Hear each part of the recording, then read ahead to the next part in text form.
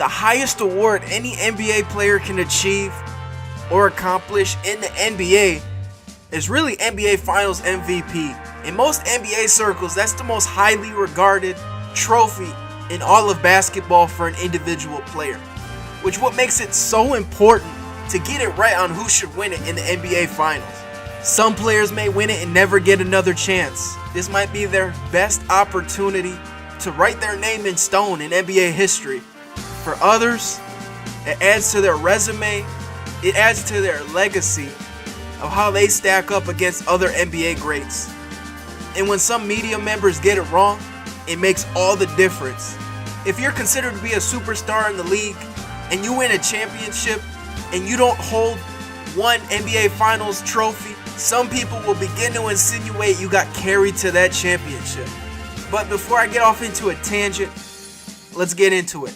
NBA superstars who were robbed of NBA Finals MVP.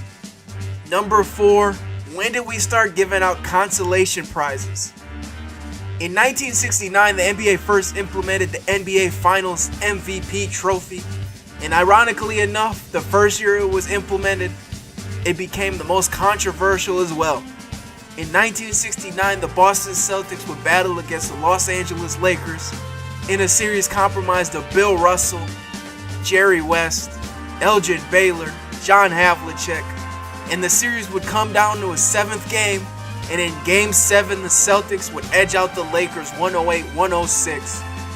And the usually dominant Bill Russell didn't leave a memorable imprint on this series, as he would only finish averaging 9 points and 21 rebounds throughout the entire series. My assumption is that might have thrown voters through a loop, because Jerry West would eventually win NBA Finals MVP, averaging 38 points a game, all while losing in the NBA Finals. Now, if we were to venture back and right this wrong, it's without a doubt John Havlicek's trophy.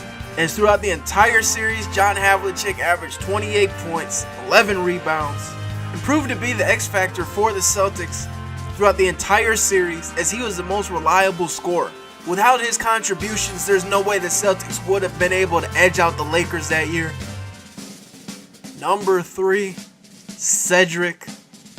It's well documented at this point in the 1981, Cedric Maxwell won the NBA Finals MVP over Larry Bird. While Cedric Maxwell did have a dominant series, when you pale in comparison to his other performances throughout the entire playoffs, and he was the X factor in Game 5, helping the Celtics take a 3-2 lead, and eventually they'd win the series in 6 games. But that wouldn't have been the case without Larry Bird. His scoring was down and he only averaged 15 points a game, shooting only 40%.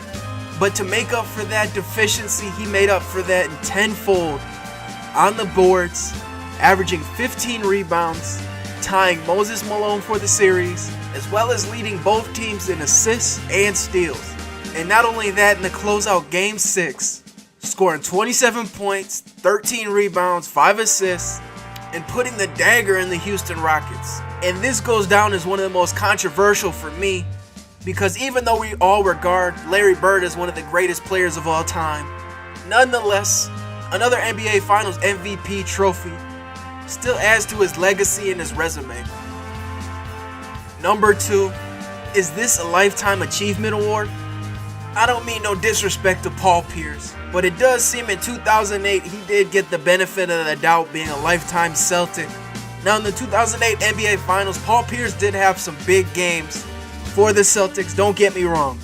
But if I were to stack up the NBA Finals MVP, it would have been Ray Allen, KG, and then Paul Pierce.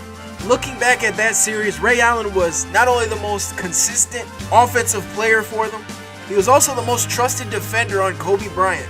Now he did briefly share that challenge with James Posey and Tony Allen in spurts, but for a majority of the series, Ray Allen was the primary defender on Kobe Bryant. And although Kobe averaged 25 for the series, he only shot 40% and 32 from 3. All while Ray Allen averaged 20 points a game and had shooting splits of 50, 50, 87. And although I believe 2008 was a robbery, number 1 is without a doubt the most egregious. Number 1, you're thinking way too much. Yes, I'm talking about the 2015 NBA Final, where Andre Iguodala would go on to win NBA Finals MVP over his teammate Stephen Curry.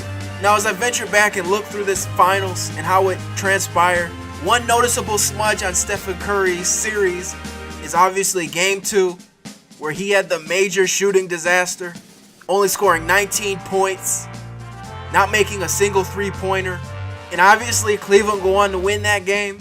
But for the rest of the series, Stephen Curry played up to his MVP caliber. Game 5 scoring 37 points, hitting the most memorable shots of the series.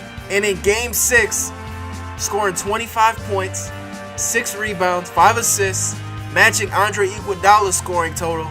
But even outside of that, averaging 26 points a game, 5 rebounds, 6 assists, just under 2 steals, with shooting splits of 44, 39, and 89, and is the only player in NBA history to average 25 points a game in the finals and not win Finals MVP.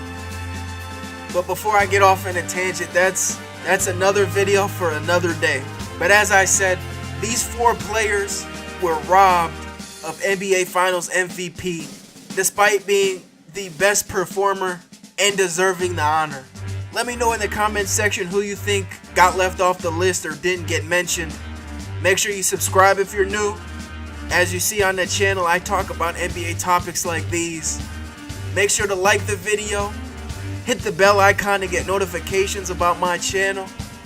But with all that being said, I'll catch y'all in the future.